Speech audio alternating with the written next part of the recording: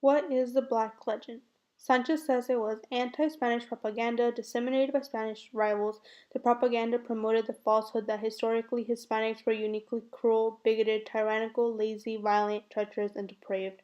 This was the image that was spread of Spanish-speaking people and which formed the basis of anti-Hispanic stereotypes.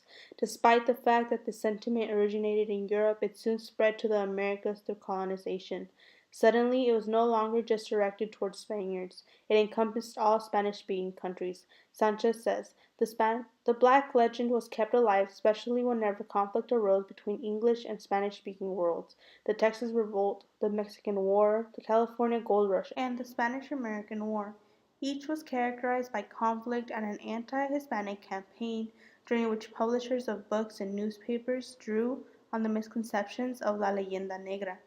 Clearly, this was a sentiment that was alive in the United States and which affected its relationship with its neighbor Mexico. So why bring up a concept as old as the Black Legend if it seems to be out of place in this modern time? Precisely because its effects are being seen in this country. There are two general areas in which the shadow of the Black Legend continues to dwell, these two being education and society. You might ask how the Black Legend has anything to do with education, especially education today. Well, the ideology carried through the Black Legend is embedded not only in the curriculum but also in the treatment of students. In the curriculum, it is seen in history classes and the representation of Latinos.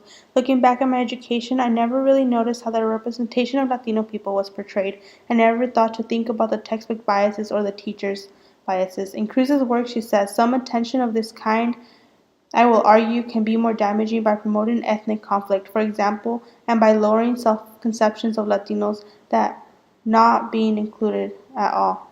By some attention, she is referring to the negative representation of Latinos in the textbooks. I think it is true that schools damage self-conception because they tell history from a U.S. perspective, making this nation the hero and all those who oppose it the villain. For Latino students like myself, this ends up leaving us with a negative image of our home countries, which, unless looked into later in life, is never corrected. Think, for example, of the Texas Revolt. Everyone was taught the saying, "Remember the Alamo," and were told how brave the U.S. soldiers were for defending their soil against the Mexicans who greatly outnumbered them. This is the type of history children are learning. This aligns with leaders' claims that the current standards are transferring racial ideologies to children. Children grow up praising the U.S. and holding negative sentiments towards other countries who oppose it.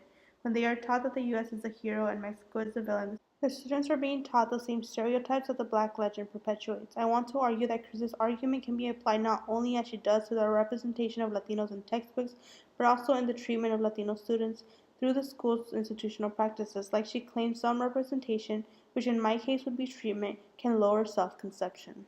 In my own experience, I can say that because I am Hispanic, I was treated differently than other non-Hispanic students in my elementary years. I was made to take a test to give my English a proficiency score.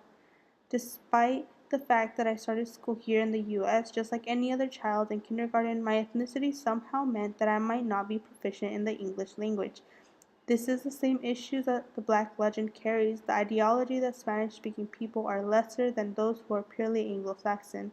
I did not have to struggle through this for too long as I passed my English proficiency test in the third grade, but there are many that have not shared my fate. It becomes harsher for those students that don't meet the requirements as school levels increase. They find less resources and most times less interest in trying to help them achieve the proficiency level needed in order to be considered proficient English language learners. It is through these practices that Latino students are made to feel like they are lesser than Anglo Americans because they are constantly being labeled as below average or average. The curriculum being taught and the treatment of the students are just two ways in which the Black Legend is present in education. Let's move on to how the Black Legend has incorporated itself into U.S. society. As described earlier, when there was conflicts with Mexico, the U.S. resorted to stereotypes of the Black Legend in order to describe Mexicans. This embedded the idea that they were less than the Anglo-Americans. From its early beginnings, the Americans placed the Mexicans at the lowest social strata of the social hierarchy alongside with African Americans who were then still slaves. The placement of Latinos at the bottom of the social ladder is seen initially in their treatment in the early U.S. Juan Gonzalez's claim that Latin Americans were made into a steady source of cheap labor is a reality that has occurred within this nation's existence.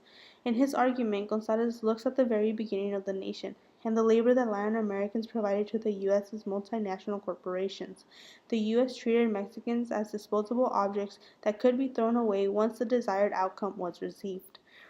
This is seen in programs like the Bracero program and in the lack of labor unions for agricultural workers which initiated the farmers' movement led by Cesar Chavez. Throughout history, Latinos have been given the jobs that others do not want, the hard physical labor. Then it was primarily railroad work, agriculture, and industry work. This trend is still very relevant today, where Latinos continue to do the physical labor of agriculture and construction.